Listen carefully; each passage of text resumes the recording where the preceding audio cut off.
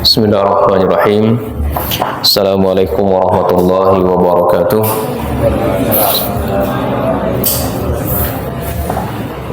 Innal hamdalillah nahmaduhu wa nasta'inuhu wa nastaghfiruh wa natubu ilaihi wa na'udzu billahi min shururi anfusina wa min sayyiati a'malina.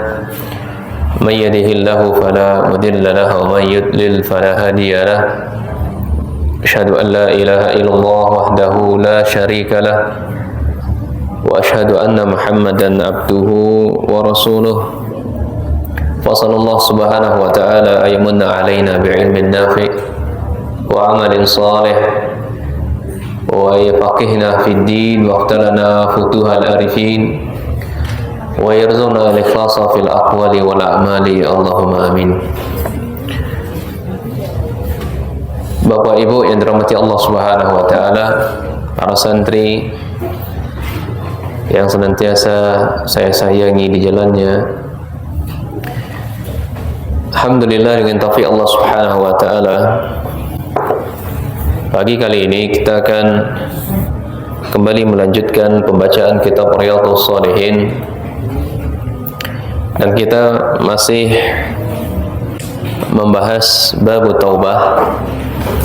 Dan kita masuki kali ini di hadis yang ke-13 dan 14 insyaallah taala. Qala muallif rahimahullah taala, penulis mengatakan, wa an Abi Hurairah radhiyallahu anhu, dari sahabat Abu Hurairah radhiyallahu anhu, Nabi sallallahu alaihi wasallam bersabda, wallahi inni la astaghfirullah wa atubu ilaih fil yawmi aqsara min 70 marrah. Rawahu al-Bukhari. Kata Nabi, demi Allah, yakni sumpah Nabi. Bapak Ibu sekalian, tidaklah Nabi bersumpah kecuali yang disumpahi setelahnya itu menunjukkan sesuatu yang agung. Ini faedah ya. Ketika Nabi bersumpah, menunjukkan sesuatu yang disumpah setelahnya adalah sesuatu yang agung. Iya, sesuatu yang penting. Sama ketika kita diminta untuk bersumpah, maka yang disumpahi tersebut, perkara yang disumpahi tersebut adalah perkara yang penting bagi kita. Ketika orang mengatakan, ya, demi Allah saya tidak mencuri. Demi Allah saya tidak mencuri. Yang disumpahi waktu itu siapa? Yang disumpahi apa? Mencuri. Maka menunjukkan mencuri itu sesuatu yang penting untuknya. Untuk ditekankan benar-benar dia tidak mencuri. Nah, ketika orang sudah berani bersumpah atas nama Allah, ya itu perkaranya bukan main-main dianya. Ya, bukan main-main lagi dia dengan apa yang disumpahinya, karena hubungannya waktu itu dengan yang disumpahinya dengan Allah. Nah, maka ketika dia disumpah dia bersumpah dengan nama Allah, dia dusta atas sumpahnya tersebut, maka dikembalikan hukumnya kepada Allah Subhanahu wa taala. Kata Nabi dalam hadis ini, demi Allah, inni la astaghfirullah. Demi Allah, saya benar-benar istighfar kepada Allah. Menunjukkan istighfar itu sesuatu yang penting bagi Nabi, sesuatu yang besar bagi Nabi sallallahu alaihi wasallam. Wa atubu ilaih, dan saya bertobat kepada Allah. Maka dalam hadis ini Bu sekalian, istighfar dengan taubat itu yufarriqu bainahuma, enggak sama. Istighfar dengan taubat itu berbeda. Tidak setiap orang istighfar dia bertaubat. Dan orang yang bertaubat sudah pasti dia istighfar. Ya. Karena ada orang yang astagfirullah tapi tetap aja melakukan dosanya itu. Tetap aja melakukan maksiat. Tapi kalau taubat, benar-benar dia setelah dia istighfar, dia meninggalkan dosanya itu. Meninggalkan zinanya, meninggalkan perbuatan ribanya, meninggalkan mencela orang, meninggalkan merendahkan orang lain. Apalagi yang direndahkan itu adalah seorang alim, seorang ustadz, seorang kiai, seorang nabi yang direndahkan, dilecehkan, atau seorang pembawa ilmu yang diolok-olok. Nah, ada lagi tingkatan yang paling tinggi itu Ibu sekalian adalah al-inabah. Ya. Al-inabah. Sama-sama kalau distinjau dari bahasa namanya benar-benar kembali kepada Allah. Tapi inabah tidak. Dibarengin dengan amal soleh. Ya.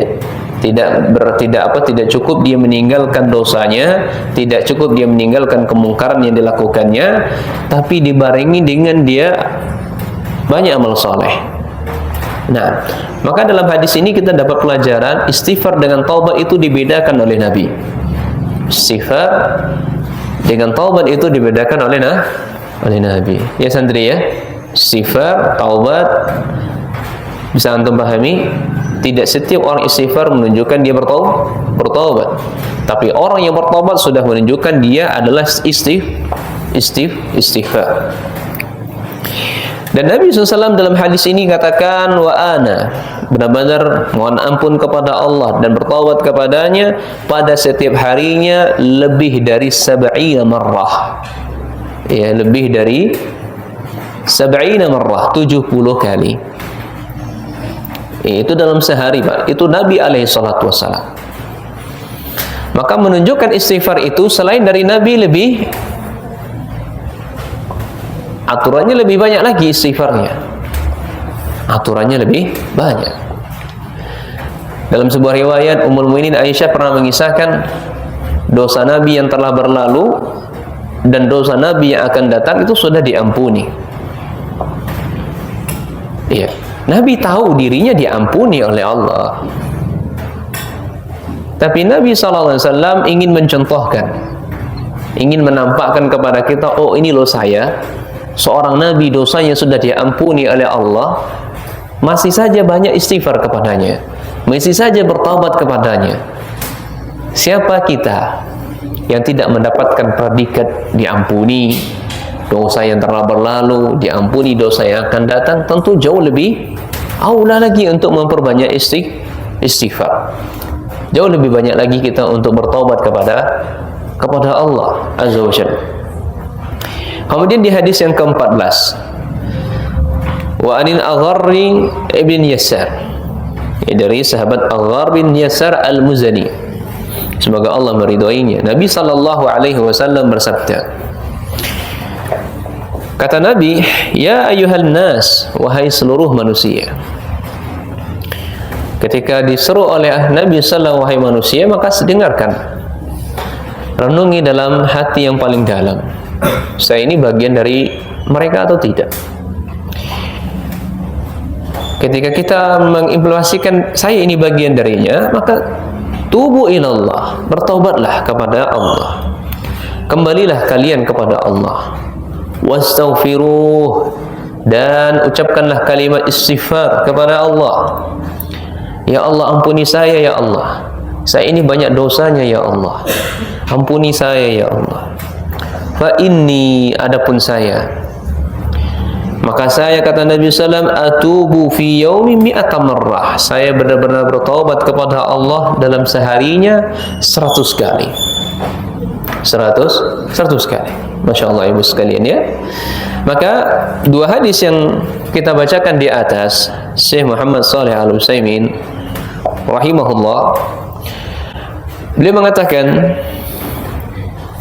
telah berlalu taqaddama al-kalamu ala ma dzakar muallif rahimahullah fi wujubi taubah wa syurutiha wa masaqahu min al-ayati dallati ala wujubiha.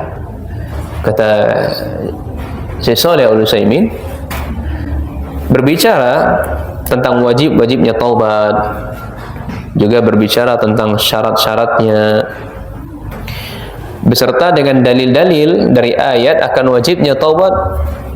Sudah berlalu penjelasannya, ya, sudah berlalu penjelasannya. Apa sih wajib, dalil yang wajib taubat apa, syaratnya apa saja?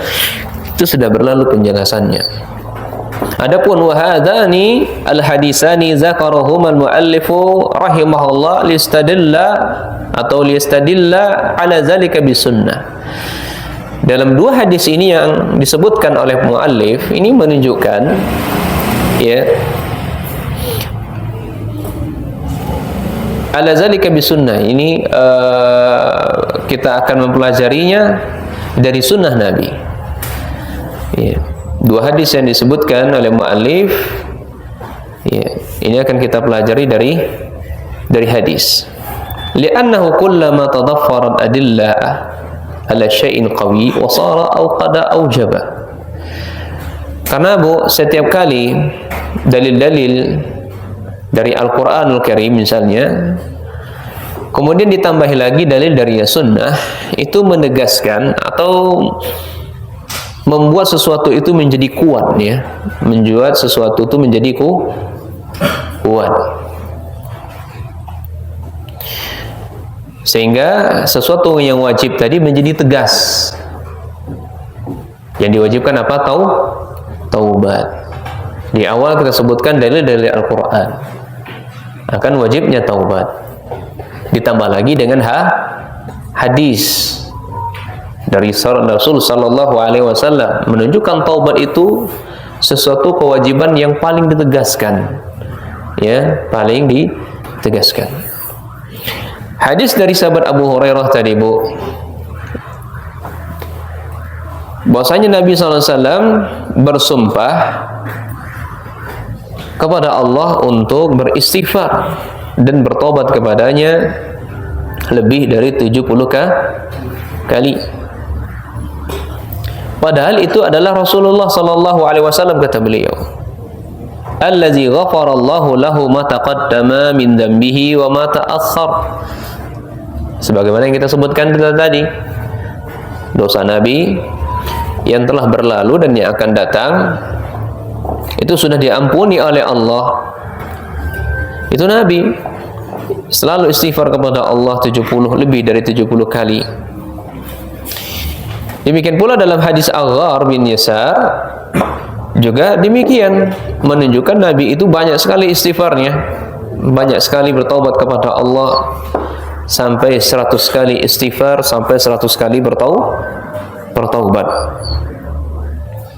Maka kedua hadis yang kita baca adalah dalilun ala wujubi taubah, adalah dalil wajibnya kita bertaubat. Lianna Nabi SAW amara biha, karena taubat itu memang diperintahkan oleh Nabi. Ya, taubat diperintahkan oleh Nabi. Adapun dalil ya ayuhan nas tubu ilallah, wahai manusia bertobatlah kalian kepada Allah. Fa idza tabal insan ila rabbi hasala bizalika faidatain. Ketika manusia dia bertaubat kepada Rabb-nya, maka dia akan mendapatkan dua faedah. Ibu sekalian, dua dalil yang kita sebutkan di atas, ketika manusia bertaubat kepada Allah, maka dia akan mendapatkan dua faedah. Kita ulangi, mungkin terlalu cepat Ustaz. Nah, jadi diambil poin-poin pentingnya saja, Bu ya. Jangan semua yang saya sampaikan dicatat, ambil poin-poin pentingnya. Poin pentingnya apa tadi? Nabi setiap hari lebih dari 70 kali taubat dan istighfar. Dalam riwayat lain 100 kali istighfar. Yang poin yang kedua, yang Nabi bersumpah menunjukkan sesuatu yang disumpah itu sesuatu yang penting, sesuatu yang agung. Iya. Dan Nabi, kita tahu dosanya sudah diampuni,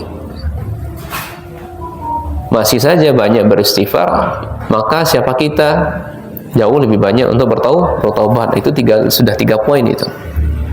Maka ketika orang bertaubat itu, Bu, kepada Allah, dia akan mendapatkan 2 faedah. Yang pertama, kata Syekh, yang pertama adalah imtisalu amrillahi wa rasulihi. Orang yang bertaubat itu berarti otomatis dia menjalankan perintah Allah dan menjalankan perintahnya Rasul. Orang yang bertaubat otomatis dia menjalankan perintah Allah, dia menjalankan perintah Rasulnya. Orang yang menjalankan perintah Allah dan perintah Rasulnya, kullul khairi, semuanya mengandung kebaikan. Yakinlah ibu, ibu kalau melaksanakan perintah Allah dan Rasulnya, ibu nggak akan rugi bu, semuanya kebaikan untuk ibu. Ya, justru orang yang meninggalkan perintah Allah dan perintah Rasul khasirah. Ya, dia akan kerugian, dia akan menyesal. Ya, jadi kita pahami, orang yang menjalankan perintah Allah, bu, nutup hijab itu perintah Allah, nutup kaki itu perintah Allah, bu, nutup aurat itu perintah Allah. Ketika ibu menjalankan perintah Allah itu, nggak akan rugi bagi ibu. Ya, tidak akan mengalami kerugian bagi ibu.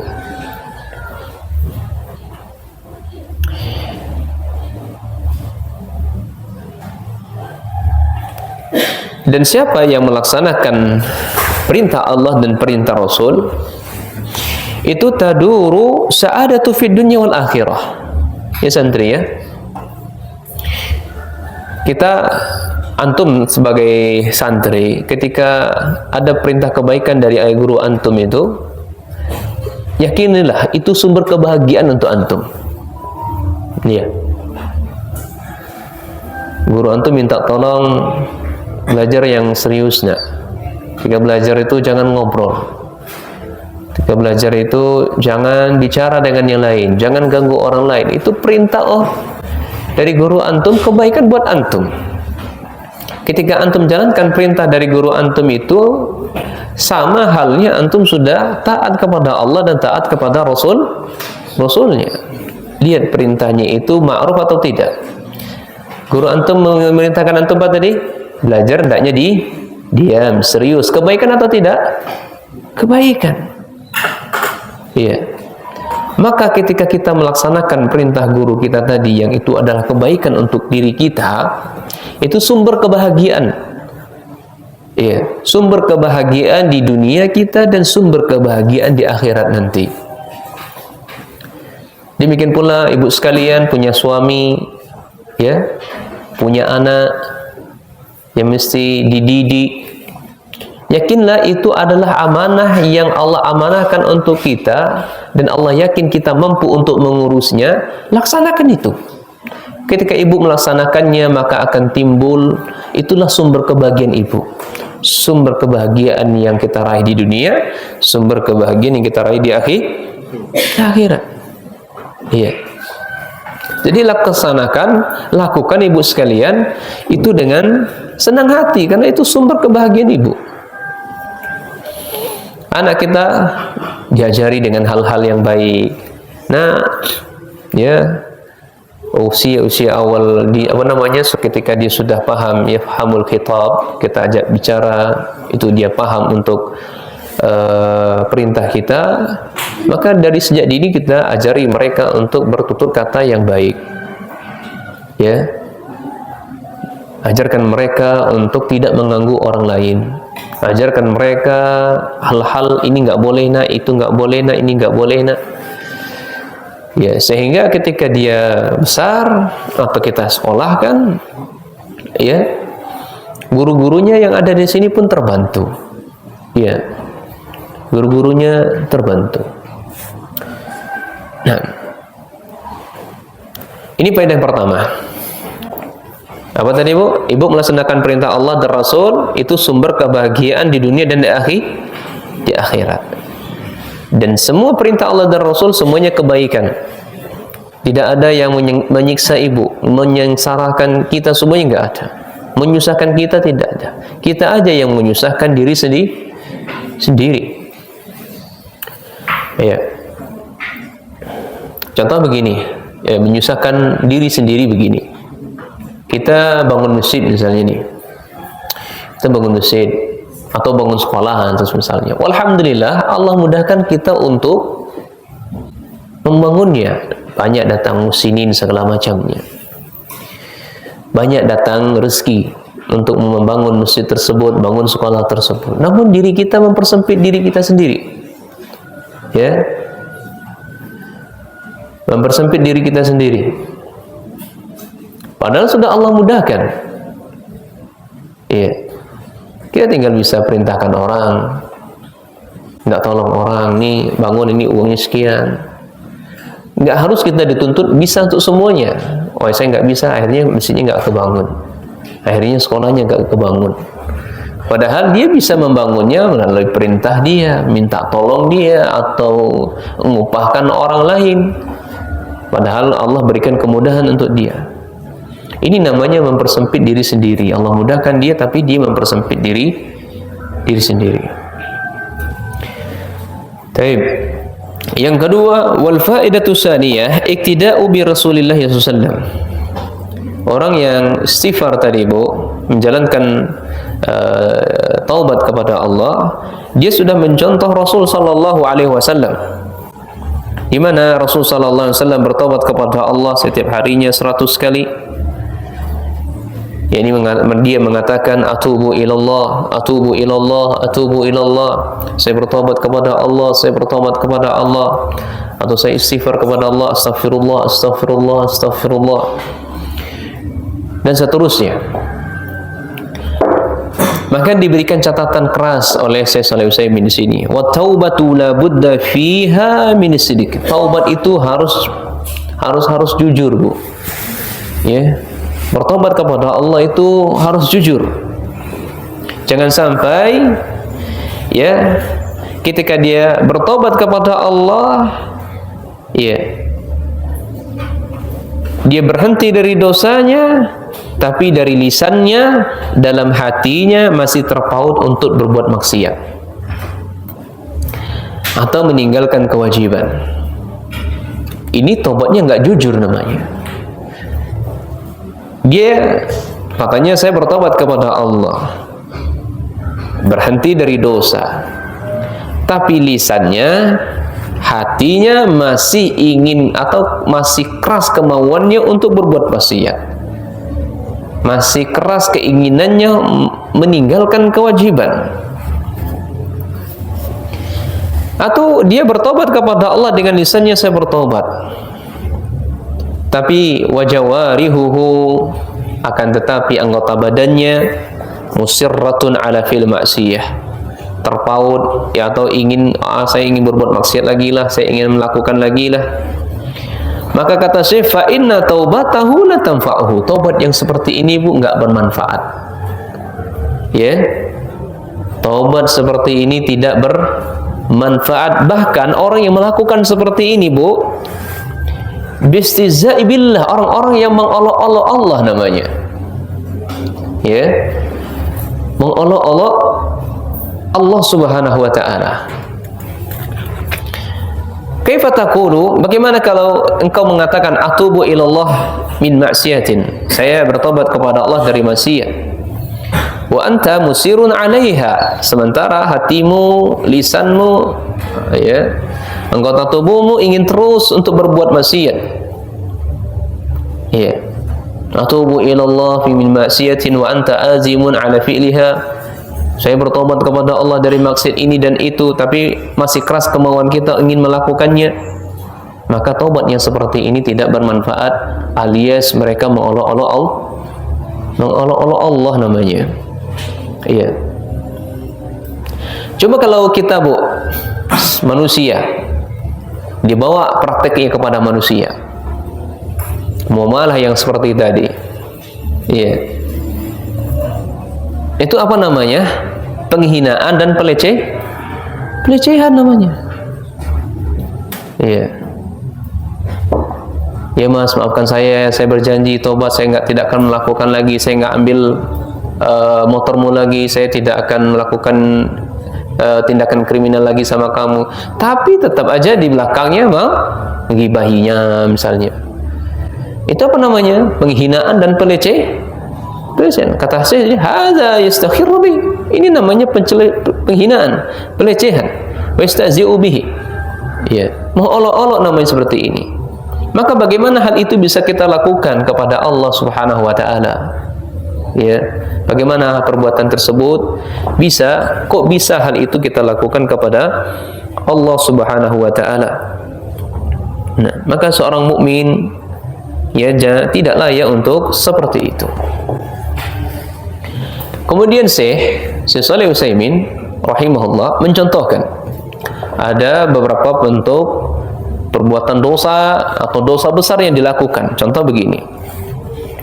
Inna minan nasi may yaqulu innahu ta'ibu minar riba. Ya Allah, saya bertobat kepadamu dari riba. Ya. Saya bertobat kepadamu riba. Riba itu banyak macamnya, Bu ya.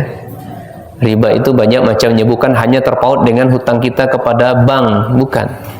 Dari akad-akad, misalnya di sekolah, dari akad-akad yang kita buat pun bisa terjatuh kepada riba, Bu. Ya. Bisa jatuh kepada riba. Nah, dia mengatakan kepada Allah, saya berjanji mohon ampun kepada Allah, saya akan meninggalkan riba. Walakinahu wa iyadzubillah, akan tetapi kita berlindung kepada Allah Subhanahu wa taala, hatinya, anggota tubuhnya masih saja ingin keras kemauannya untuk terlibat dengan riba.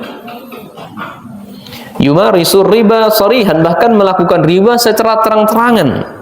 Wa yumarrisur riba mukhadi'atan, kadang melakukan riba dengan cara penipuan.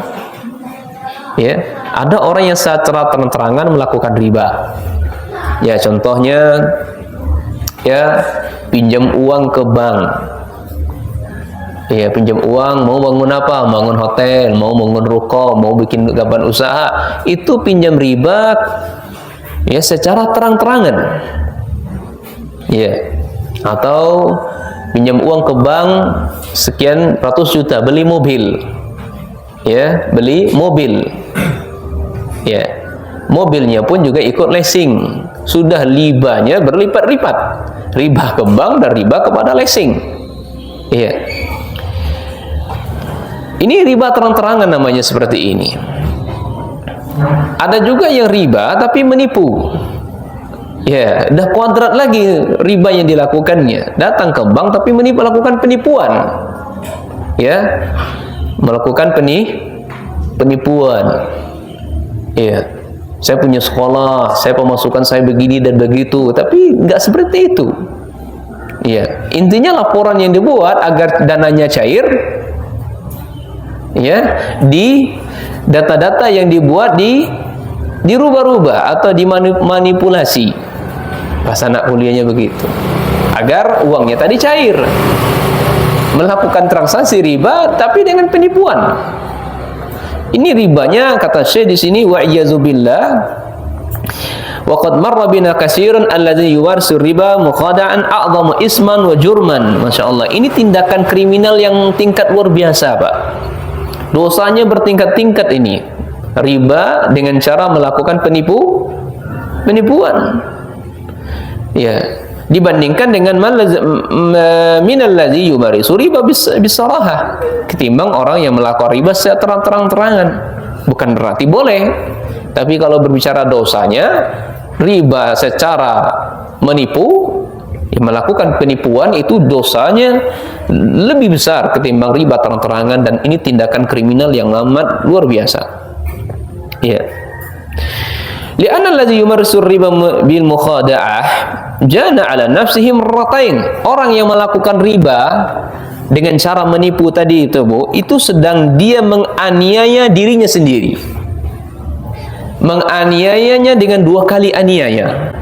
Allahu akbar ya. Pertama, dia menganiaya diri sendiri. Pertama ada al-wuqu'u fir riba. Dia sudah terjatuh kepada riba. Ya. Yang kedua, wasanian mukhadi'atullahi, dia sudah menipu dengan Allah. Allah ingin ditipunya. Wa ka'anna Allah Subhanahu wa ta'ala la ya'lamu, seakan-akan dia apa? Menganggap Allah Subhanahu wa ta'ala tidak tahu apa yang dilakukannya. Ya.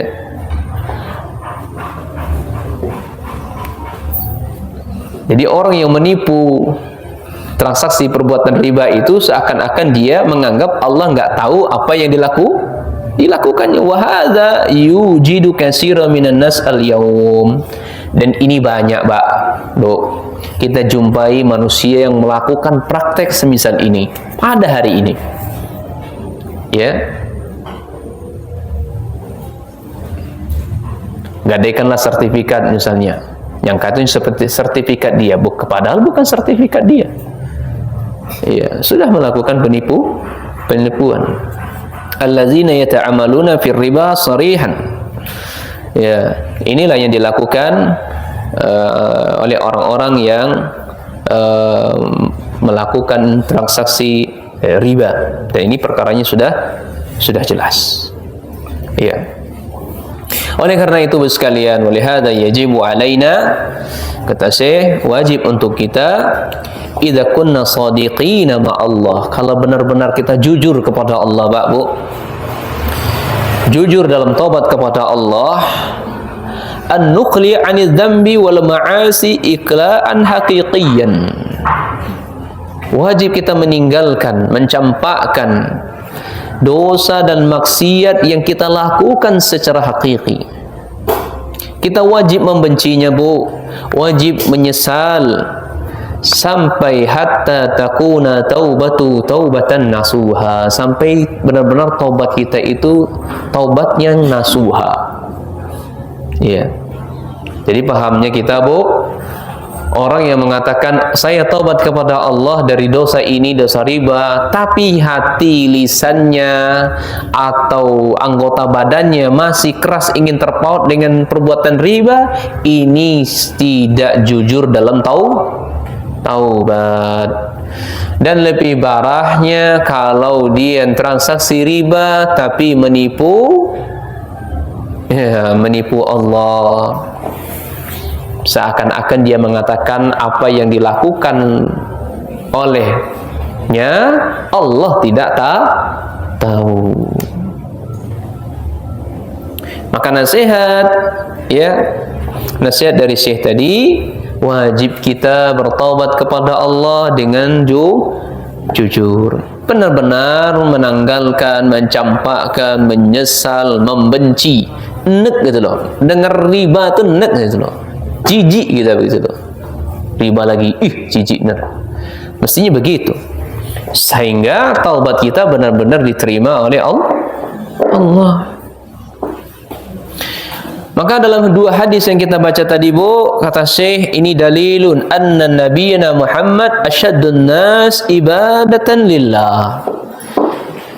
Dalam dua hadis yang kita sebutkan menunjukkan bahwasanya Nabi kita Muhammad adalah manusia yang paling banyak ibadah kepada Allah. Fa huwa kadzalik, kenapa beliau begitu? Ya, kenapa kok bisa demikian? Fa innahu aksyana lillah, karena beliau orang yang paling takut kepada Allah, wa atqana lillah, paling bertakwa kepada Allah, wa a'lamuna billah, paling tahu tentang Allah Subhanahu wa taala, salawatullahi wa salamuhu alaihi. Wa fihi dalilun, dalam hadis ini pula kita dapat faedah bahwasanya Nabi sallallahu alaihi wasallam muallimul khair, sosok yang mengajarkan kita kebaikan. Bi maqalihi, dengan ucapan beliau, wa fi'alihi, dan perbuatan beliau.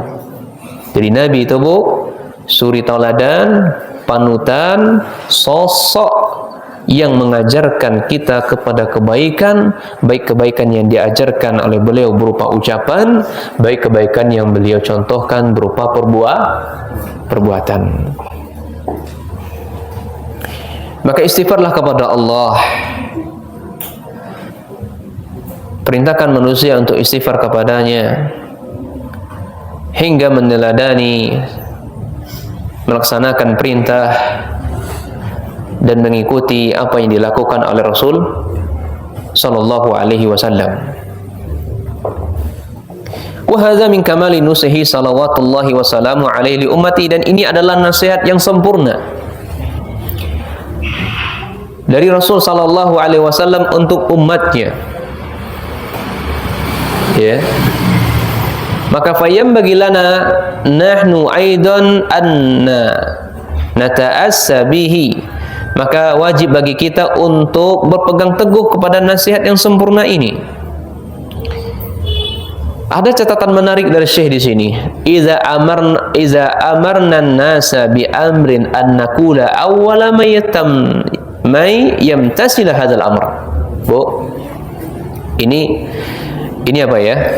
Ini untuk guru nih, atau untuk kita lah semuanya. Ketika kita memerintahkan seseorang untuk melakukan sebuah perkara penting, ya, maka kitalah orang yang paling pertama sekali melakukan perkara tersebut. Guru misalnya perintahkan anak muridnya mengut sampah, maka dialah yang paling pertama kali yang mengut sampah, bukan santrinya. Santri itu sampah tuh jangan jingok, woi ambil. Bukan lalu itu. Guru ya. Kita yang ambil dulu. Ketika kita sudah mencontohkan kepada murid kita, kita yang ngambil. Nah, tolong itu sampah di depanmu, taruh sampah ya. Pasti dia akan melakukannya, karena gurunya melakukannya. Contohnya ada di hadapan dia. Sama orang tua, nah kamu jangan rokok ya. Bapaknya ngudut. Kira-kira Bu mau nggak anak ninggalkannya? Lah, nggak mau anaknya. Bapak saya rokok kok. Ya, benar ibu saya. Anak-anak saya pun juga protes kadang-kadang. Kalau tidak salah perintahkan anak tidur, ayahnya nggak tidur. Ayah jangan nggak tidur kok nih. Ya kena sendiri kitanya. Iya. Ini pelajaran ya, nasihat bagi kami dan kita semuanya. Jadi para guru itu kalau memerintahkan sesuatu yang penting untuk orang lain, hendaklah pasang untuk dirinya, saya yang pertama kali melakukannya. Ya. Memerintahkan murid-muridnya untuk berkata baik, memerintahkan murid-muridnya untuk berbuat baik, dialah yang paling pertama kali untuk melakukannya. Iya. Misal begini nih. Santri salah. Iya, antum lihat ya. Bagaimana Anda di kelas sama antum? Iya. Apakah harus pernah Anda menghukum fisik atau tidak? Lihat praktik Nabi SAW ketika sahabatnya melakukan kesalahan. Apakah Nabi SAW melakukan tindakan fisik? Nampar para sahabat, mukul para sahabat, ya, menonjok para sahabat? Lah. Tapi hukuman yang diberikan kepada para sahabat adalah pendidikan. Dia dihukum, diancam oleh Nabi, tapi ancamannya itu pendidikan. Contohnya, Anda perhatikan ke santri sini agar ibu tahu. Santri ketika nggak bawa catatan, pelajaran saya, Bu, saya kasih denda. Kamu bayar buku yang kamu hilangkan, kamu beli sendiri. Kalau nggak bisa beli sendiri, dibantu sama temannya, antum ambil itu sendiri, catat lagi. Jadi dia disuruh untuk beli bukunya untuk kepentingan diri sendiri. Manfaatnya kembali untuk dirinya sendiri, enggak kembali kepada orang lain. Ya. Demikian pula ketika santri misalnya melakukan tindakan kesalahan, ya, maka menasihatinya itu bukan di depan santri yang lain, panggil dia empat mata, sebagaimana dilakukan oleh Rasulullah SAW. Ada dialog empat mata. Nah, pertama, para santri atau para ustadz atau ustazah, ketika santri melakukan kesalahan, panggil dia, cari titik permasalahannya di apa. Jangan fokus kepada permasalahannya, kesalahannya. Misalnya dia santri ini melakukan, taruhlah nonton film, apa itu namanya, film dewasa. Maka cari titik apa penyebabnya kok dia bisa melakukan ini. Itu yang di sini. Maka wasilahnya dulu, bukan prakteknya yang dimusnahkan, tapi wasilahnya dulu kita cari. Oh, ternyata wasilahnya HP. Oh, ternyata wasilahnya temannya. Oh, ternyata wasilahnya karena orang tuanya. Nah, ini yang wasilah-wasilah ini yang ditutup dulu. Bukan ditempeleng santrinya, bukan dibacok santrinya kalau ada guru seperti ini. Jangan. Nah, jadi maksud saya dalam hal ini, ketika kita memerintahkan santri untuk suatu kebaikan, kitalah, gurulah atau orang tualah yang paling pertama melakukannya. Paham ya santri, guru sekalian? Kalau santrinya salah, Maka kesalahannya itu boleh ditegur di depan umum, tapi jangan menyebut nama, sebut salahnya, agar menjadi pelajaran bagi santri lain. Misalnya santrinya merokok, taruhlah yang merokok Joko. Maka ketika dalam kelas jangan, "Woi Joko, kamu perokok." Nah, jangan disebut. Tahu santrinya merokok, maka sebut salahnya di depan santri yang lain secara umum, bahwasanya anak-anakku sekalian, rokok itu haram, diharamkan oleh Allah, diharamkan oleh Rasulnya, ijma' para ulama akan bahayanya rokok. Iya, bukan masalah bolehnya ya, tapi masalah bahayanya. Ulama itu sepakat akan bahayanya rokok. Nggak ada satu mereka, oh rokok itu sehat, rokok itu sehat. Bukan saya berbicara masalah hukum kebolehan, kemakruhan, keharamannya, tidak. Tapi ijma' para ulama akan bahayanya rokok, merusak tubuh kita. Nah, sebutkan kepada santri, ini kesalahannya, rokok ini nggak boleh dan sebagainya gitu. Sebut kesalahannya, ini perbuatan nonton film dewasa ini begini dan begitu. Nah, ada buku yang menarik kalau ibu sekalian, ya, saya sudah pernah komunikasi langsung dengan penulisnya. Saya diberikan hadiah kitab tersebut, saya baca, masya Allah sangat bagus kitab tersebut. Kalau tidak salah judulnya 6 pelajaran, Allah musta'an, lupa saya, 6 pelajaran untuk peserta didik, apa judul, coba di browsing itu ya. Wahab, ustadznya Wahab Rajasman kalau tidak salah. Nah, Wahab Rajasman, ya, hafizahullah ta'ala, seorang mentor yang ada di pondok pesantren yang bertahun-tahun ya menjadi sebagai pengelola santri, ya, yang mendidik santri. Nah, itu kitabnya bagus, boleh ibu beli ya di toko-toko buku yang ada. Pagar alam nampaknya tidak ada, online banyak itu. Baik, kemudian catatan kedua oleh Syekh menarik di sini. Wa idza nahaynahum an syai'in an nakuna awala may yantahi anhu. Demikian pula kebalikannya, Bu. Ketika kita melarang seorang dari sesuatu yang haram, maka kitalah orang yang paling pertama meninggalkannya. Ya. Lianna hadha huwa haqiqatud da'i ilallah. Inilah sebenarnya hakikat seorang da'i ilallah, seorang yang mengajak ke jalan Allah. Bal hadha haqiqatud da'wah ilallah. Inilah sebenarnya hakikat dakwah kepada Allah, hakikat mengajak kepada Allah Subhanahu wa taala. Iya. Kita ini, Bu, seorang guru di sini kan kita berdakwah, ngajak para santri kita kepada kebaikan. Ya. Tidak semua di sini baik, tidak. Ada kesalahan. Nah, ketika ada kesalahan tersebut, ketika ada kekurangan tersebut, di situ kita memberikan pelajaran-pelajaran, ya, memberikan pendidikan-pendidikan dan mengambil hikmah, dan bisa bersikap di situ bagaimana sikap kita. Nah,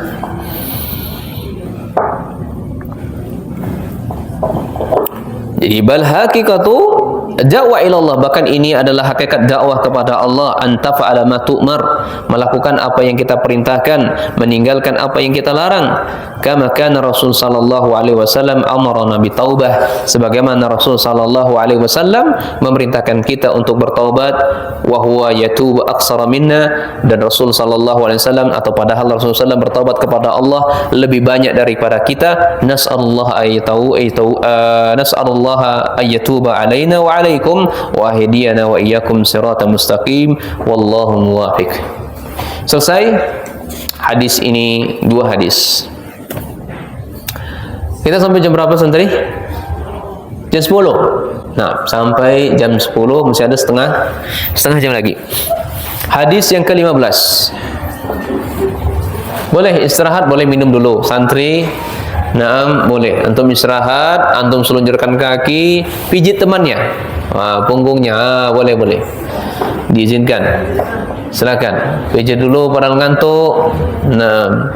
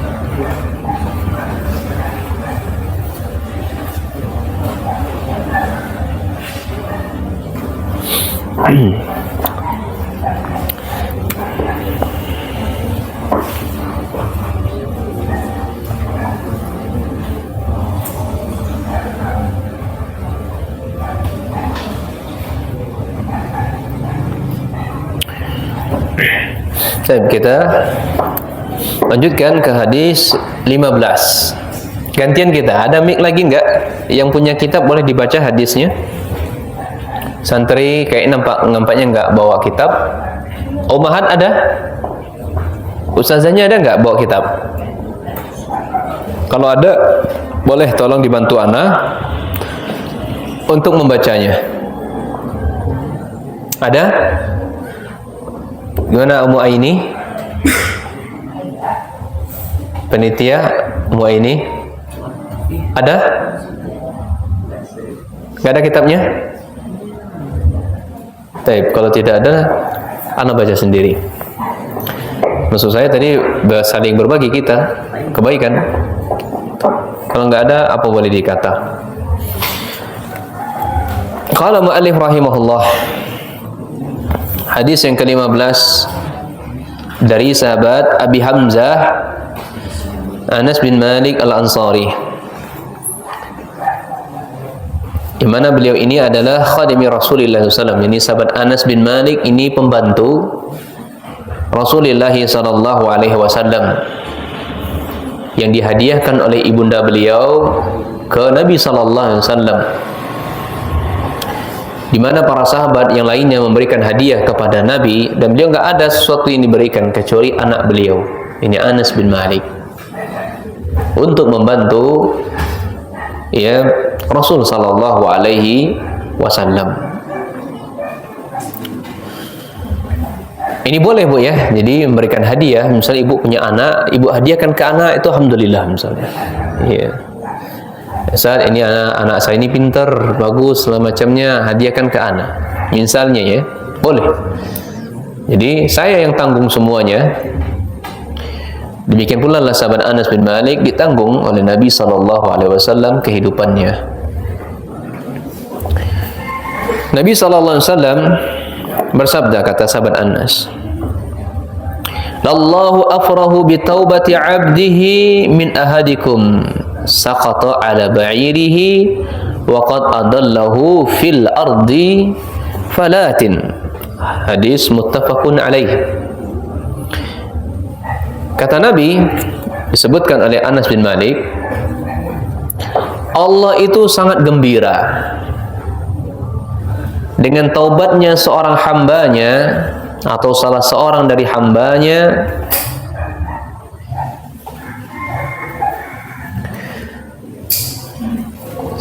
saya ulangi, Allah itu sangat gembira, sangat bahagia, sangat suka dengan taubat salah seorang dari hambanya.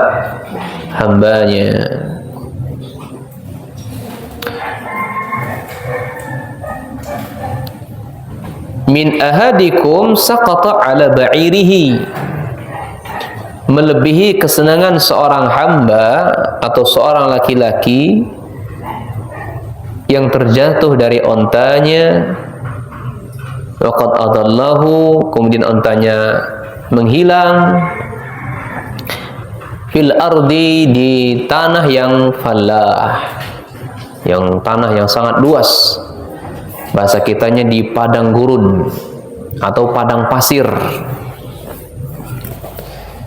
Dalam riwayat Muslim tadi, riwayat Bukhari dan Muslim. Kalau lewat riwayat Muslim sendiri, lallahu asyaddu farhan bi taubati 'abdi, sungguh benar-benar Allah sangat suka, sangat senang, sangat gembira dengan taubat hambanya. Hina yatubu ilaih, ketika hambanya bertaubat kepadanya. Min ahadikum kana ala rahilatihi bil ardi fallah, dibandingkan salah seorang dari kalian yang terjatuh di atas tunggangannya, di atas kendaraannya di lapang gurun atau di gurun pasir.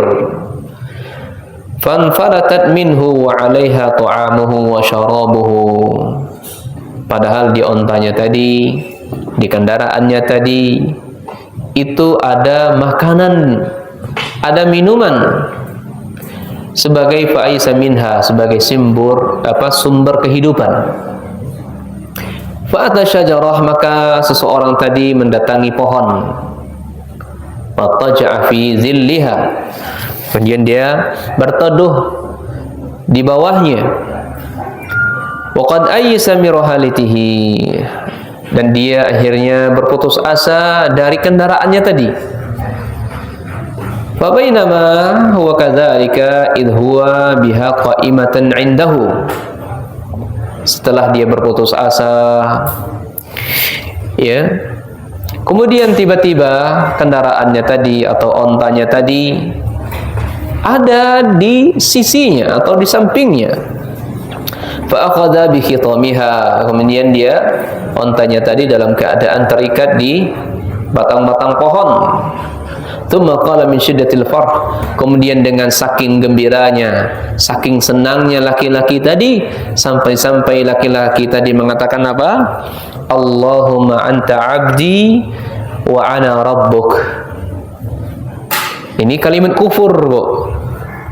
Tapi saking senangnya sampai-sampai salah dalam berucap, ya, sampai-sampai keceplosan bahasa kitanya, ya. Maka orang yang keceplosan tuh nggak ada hukuman, ya, sebagaimana sahabat ini keceplosan saking gembiranya. Ya Allah, saya ini, ya, Allahumma anta abdi, ya Allah engkau adalah hambaku, wa ana, dan saya ini ya Allah adalah Tuhanmu. Ya, kebalik jadinya. Aturannya gimana? Ya Allah, saya ini adalah hambamu, dan engkau ya Allah adalah Tuhanku. Aturannya begitu. Tapi saking gembiranya, saking senangnya, dia salah. Akhta'a min syiddatil farh. Ini sahabatnya salah. Ya, ini sahabatnya salah nih. Dipukul nggak oleh Rasul? Dimarahi nggak oleh Allah? Diberikan hukuman nggak oleh Allah? Tidak. Justru Allah jadikan jadi pelajaran, ambil pelajaran dari hadis ini. Paham enggak antum maksud hadis ini, Santri? Paham enggak? Ustaz contohkan ilustrasinya begini. Apa nih Ustaz ambil contoh Milkiyu misalnya. Milkiyu ini dia musafar. Ya, biar antum paham ya, Milki ya. Milki safar membawa sapi. Ya, sapi. Ada sapi loh, Mas. Ada sapi enggak? Enggak punya. Bawa kambing enggak? Oh, kambing enggak bisa kendarai, saya taruhlah punya kuda. Ya. Sapi Milki mempunyai kuda. Mau safar ke Palembang. Milki ini ditaruhlah makanan di kuda tersebut. Cukup pakaian Milki di situ, minum di situ, roti di situ, nasi di situ, ayam di situ. Semuanya untuk sumber kehidupan Milki ada di situ. Tiba-tiba Milki jatuh. Ya, kuda Milki jatuh, kepleset misalnya. Milkinya tumbang, nggak sadarkan diri misalnya. Ontanya kabur, meninggalkan Milki. Nangislah Milki kan? Ya Milki. Enggak, Ustaz, saya udah besar, Ustaz. Iya, nangis Milkinya karena jatuh tadi kan, sampai nggak sadar diri. Oh, nggak nangis, dia nggak sadar diri kan? Nah, ini contoh ya Milki ya, ini untuk paham aja. Ketika Milki bangun, ya mana kendaraan saya ini? Kuda saya ini mana? Hilang kemana? Ya, ternyata berusaha Milki mencari kemana-mana, nggak dapat, nggak dijumpai. Ya, kata Tariq, kudamu udah pergi jauh, kamu mencarinya kan ketemu lagi. Ini kata Tariq kan. Tariq kan penunjuk jalan kan. Ya Tariq. Iya, penunjuk jalan kebaikan ya Tariq ya. Masya Allah. Ya, mu'allimul khair insyaallah. Ya sudah, akhirnya mana lagi nih? Akhirnya si Milki putus asa. Ya sudahlah, nunggu mati aja lah saya di sini. Ya, sambil nunggu mati, ya, dia berteduhlah di bawah pohon, ya, bawah pohon Milki sambil meratapi hidup gini. Allah, gitu amat hidup saya, apesnya saya hari ini, misalnya gitu ya. Ya, ternyata tiba-tiba muncul seketika kudanya ada samping dia. Hah, dari mana kamu ini? Dari tadi dicari nggak ketemu, kok tiba-tiba ada nih? Wah, langsung terikat lagi gitu kan? Masya Allah, senangnya sangat luar biasa. Melkinya gembira sampai-sampai Melki mengatakan, Allahumma anta abdi wa ana rabbuk. Ya Allah, saya ini Tuhanmu, engkau adalah hambaku, kata si Melki. Oh, keceplosan ya, saking gembiranya begitu ya. Masya Allah. Dan ana pun pernah mengalami kayak ini, Bu ya. Pernah mengalami seperti ini di 4 Lawang. Ya, ketika ketika tas saya sama helm motor saya itu dimaling di pasar Pendopo itu. Ya, kita lagi kajian, selesai kajian diajaklah sama ikhwan makan begitu kan, malam. Saya taruhlah tas saya di belakang saya sama helm. Ya, makan sate waktu itu kan. Ya, dibawa maling preman situ. Ya, saya ya gimana ya Mas, sedih lah gitu kan. Ini adalah pemberian musin ini nih, atasnya lumayan berharga ini, tasnya kalau nggak salah ya hampir 1 juta ini. Ya, kemudian ada juga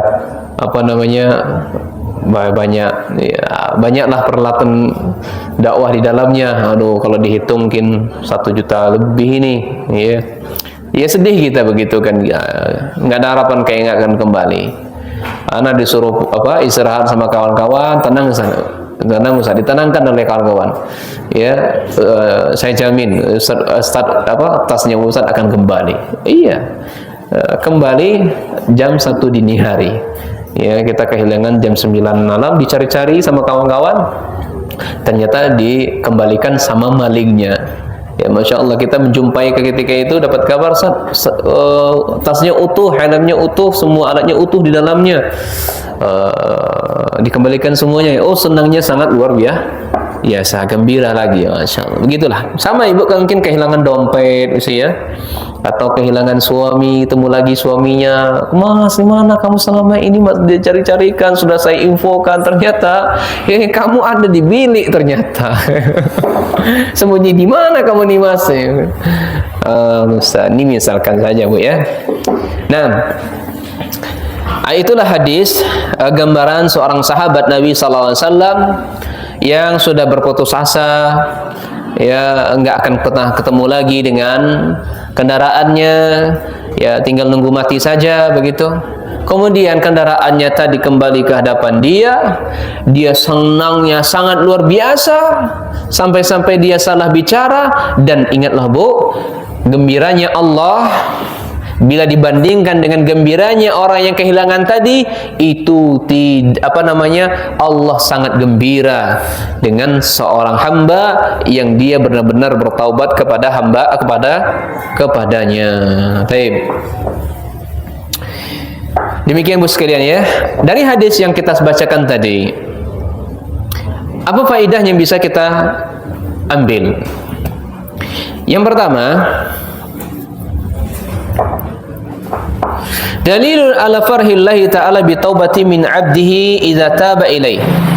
Yang pertama, Allah sangat suka, sangat gembira, sangat senang dengan taubatnya seorang hambanya.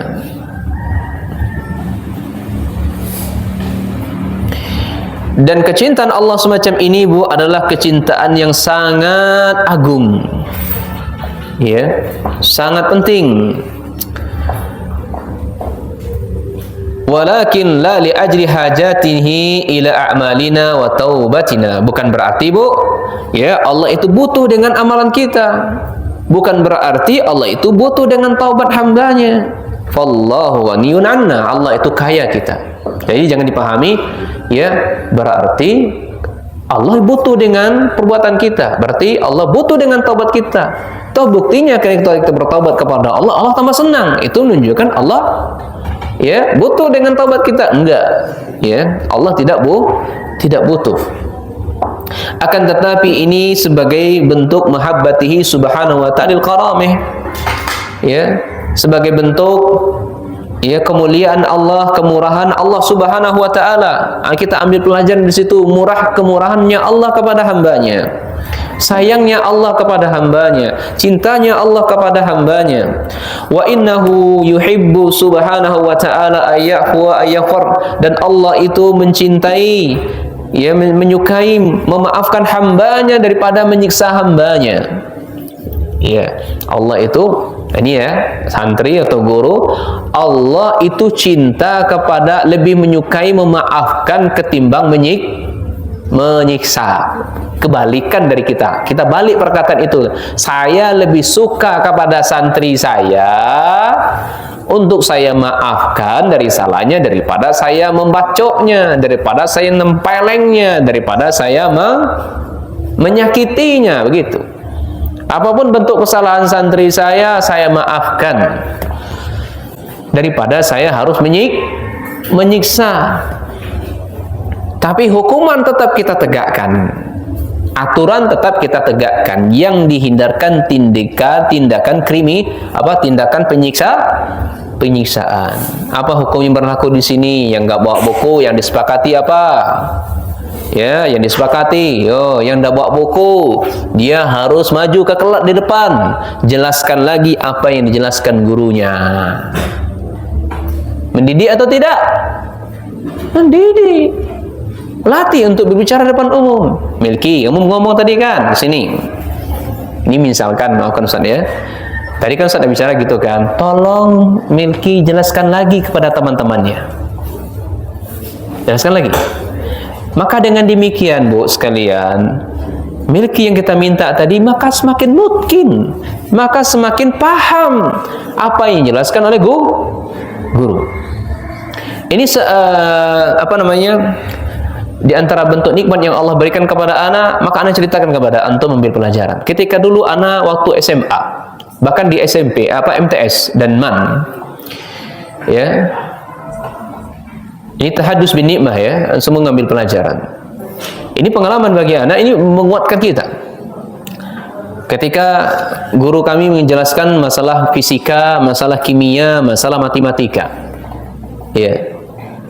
Ketika guru sudah menyelesaikan contoh-contoh dan soal-soal, latihan-latihan di depan papan tulis, kemudian guru bertanya kepada muridnya, satu-satu, kamu sudah paham belum? Sudah. Kamu paham? Kamu paham? Kamu paham? Paham. Ada satu orang atau beberapa orang yang nggak paham? Nggak paham. Nggak pahamnya di mana, nak? Di situ. Tolong di antara yang paham-paham tadi, tolong maju. Jelaskan lagi kepada gurunya. Tidak ada satupun santri yang mau angkat tangan. Mungkin malu dan segala macam, dan juga mungkin takut salah dan seterusnya. Ya. Dan alhamdulillah waktu itu anak yang ditunjuk. Mardi, maju ke depan. Maju saya. Tolong apa yang kebetulan waktu itu yang nyuruh kami itulah guru cewek. Ya, Mardi, tolong jelaskan lagi soal ini kepada fulan itu. Ya, saya jelaskan lagi. Jelaskan begini, maksudnya begini, dan begitu. Iya.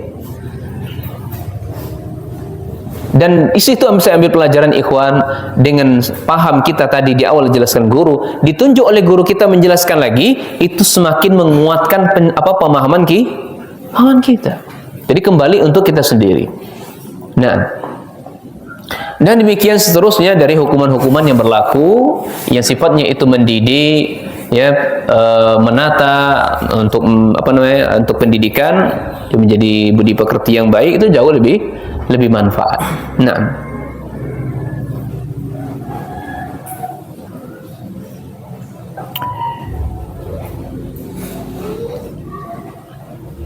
jadi itu faedahnya, Allah sangat menyukai memaafkan daripada untuk menyiksa. Walihada yafrahu bi taubatil insan, oleh karena itu Allah Subhanahu wa taala suka, bergembira atau senang dengan taubatnya seorang hambanya. Faedah yang kedua,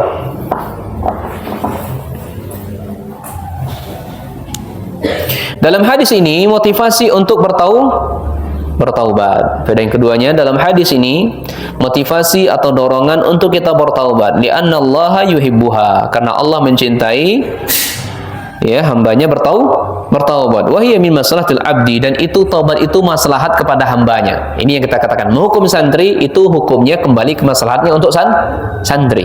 Allah memberikan ancaman, ayo bertaubat kepada Allah, memberikan anjuran bertaubat kepada Allah. Itu bertaubatnya itu bukan kembali kepada Allah manfaatnya, tapi kembali manfaatnya apa? Kepada hamba tersebut. Guru yang menghukum antum itu, menghukum kebaikan itu atau pendidikan itu, kembalinya kepada antum maslahatnya.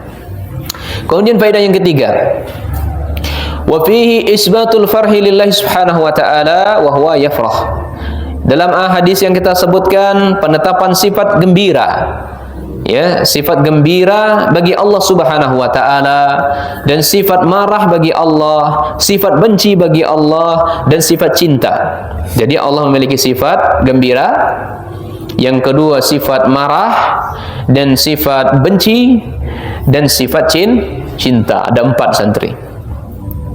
Lakin hazihi sifat laisa kasifatina. Ingat ya, 4 sifat yang dimiliki Allah tadi, yang Allah tetapkan untuk dirinya, itu tidak sama dengan sifat siapa? Manusia, makhluknya.